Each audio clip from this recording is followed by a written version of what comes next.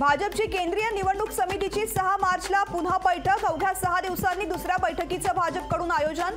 बैठकीला उपमुख्यमंत्री फडणवीस उपस्थित राहण्याची शक्यता।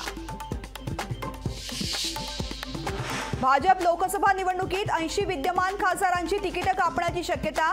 केंद्रीय निवडणूक समितीच्या बैठकीत व्यूहरचना ठरल्याची माहिती।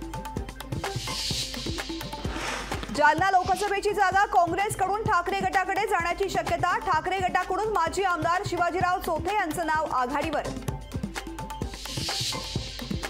रत्नागिरीची जागा शिवसेना सोडणार नाही, रामदास कदमांचा रत्नागिरीच्या जागेवरती दावा। सर्व पक्षांना संपून भाजपला एकट्याला जिवंत राहायचंय, रामदास कदमांची भाजपवर टीका। बारामतीमधील मॉडेल राज्याच्या विकासाचं मॉडेल आहे। रोजगार मेळाव्यामधून 25,000 तरुणांना रोजगार मिळणार। मुख्यमंत्री एकनाथ शिंदेंची बारामती महारोजगार मेळाव्यातून माहिती।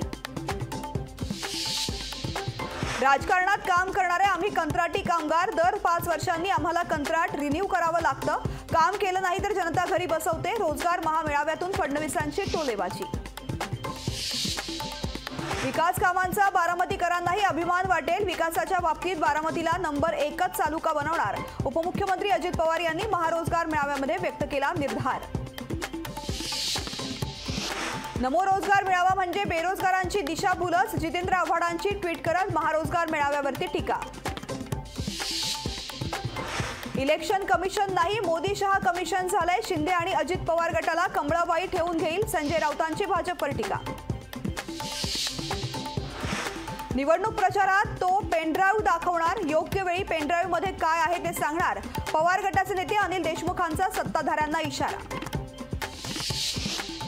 शिखर बँक घोटाळा प्रकरणाचा तपास बंद करा, आर्थिक गुन्हे विभागाची कोर्टाला विनंती। कोर्टामध्ये 15 मार्चला होणार सुनावणी।